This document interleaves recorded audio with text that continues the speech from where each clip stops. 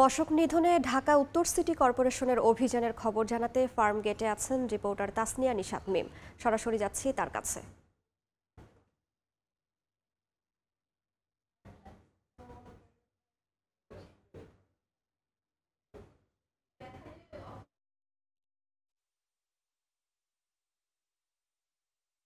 মন্ত্রণালয় ও ঢাকা উত্তর সিটি কর্পোরেশনের উদ্যোগে শুরু হওয়া ডেঙ্গু নিধনে বিশেষ মশক নিধন কর্মসূচি কিন্তু গত 5 দিন আগে থেকে শুরু হয়েছে এবং আজকে বরাবরের মতোই চলছে। এই মুহূর্তে আমি আছি রাজধানীর ফার্ম গেটের মণিপুরি পাড়ার 1 নম্বর গেটে।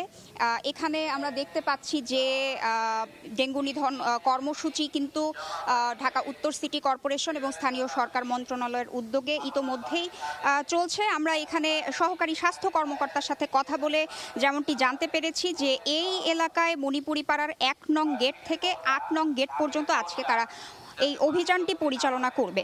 তারা আমাদেরকে যেমনটি জানিয়েছেন যে তারা এডিস মশার লার্ভা নিধনে লার্ভিসাইডিং পরিচালনা করছে।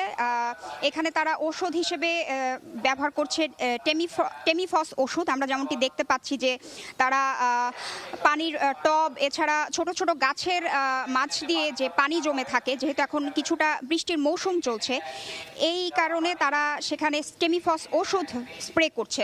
এছাড়া বাসাবাড়ির মিটারে পানিতে তারা ওষুধ হিসেবে ট্যাবলেট নোভা লিউরন ব্যবহার করছেন বলে আমাদেরকে তারা জানিয়েছেন।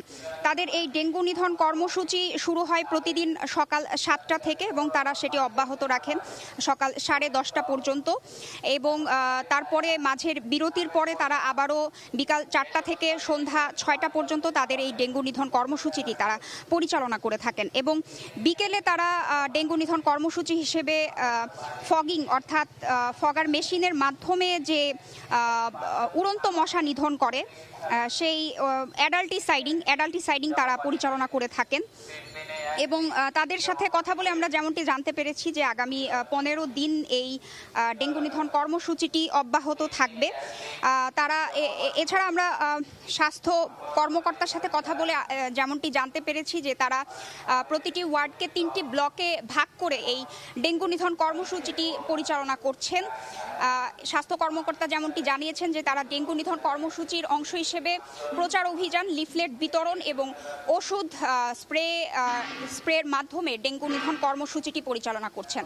তো রাজধানীর মণিপুরি পাড়া থেকে এই ছিল আমার কাছে মশক নিধন কর্মসূচির বিস্তারিত। সরাসরি যুক্ত ছিলাম রাজধানীর মণিপুর পাড়ায়।